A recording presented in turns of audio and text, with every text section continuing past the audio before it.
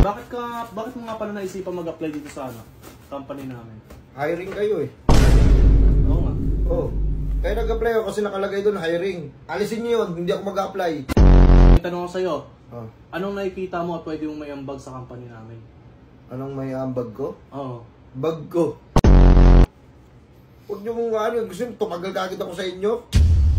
Sabagay, kumbaga parang pinapalabas mo, pwede ka pa mag-resign, gano'n. Pwede kang mag-away. Hindi nga natin masasabi. Dapat alisin niyo yung tanong ngayon.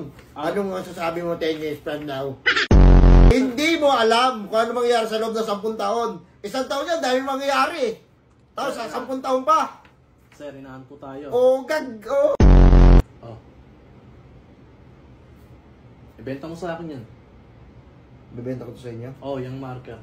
Kailangan niyo po ba itong marker? Sa ngayon, hindi ko kailangan ng marker. Bakit may papabenta sa akin? Kung hindi mo kailangan. Okay, ito gagawin ko.